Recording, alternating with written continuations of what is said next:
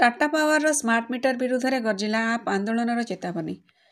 ढेंकानाल आम आदमी पार्टी एक बैठक डाकबंगला टाटा पावर शोषण नीति विरुद्ध में नगर सभापति देवाशीष नंद नेतृत्व में अनुष्ठित हो से कही टाटा पावर शोषण अस्त्र हो स्मार्ट मीटर। साधारण लोक मानक मिछ खर्च कही भ्रमित कर स्मार्ट मीटर गाँव ठारू सहर पर्यंत जोर जबरदस्त लगाउछंती।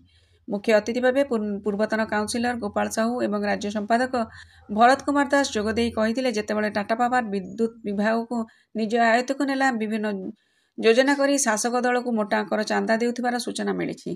किंतु एबे प्रत्येक दिन घंटा घंटा धरी पावर कट जनसाधारण को अतिष्ठ करदेलानी। ता छड़ा लो वोल्टेज शिकार होउछंती।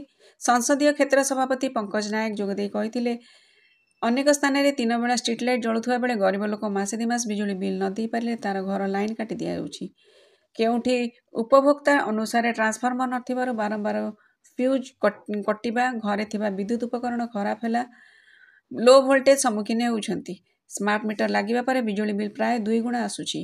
कंप्लेन कले केही सुनुनाहांती बोली जिला सभापति रमेशचंद्र पंडा कहिथिले।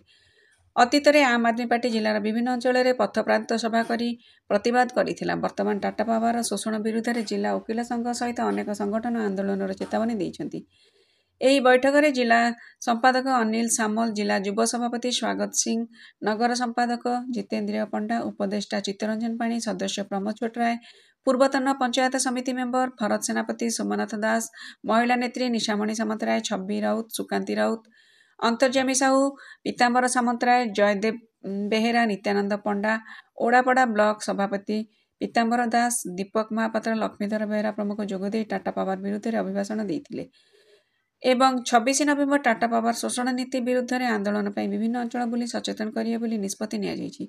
शेष में चिन्मय सेनापति धन्यवाद देइथिले। ढेंकानाल देवाशीष मिश्र।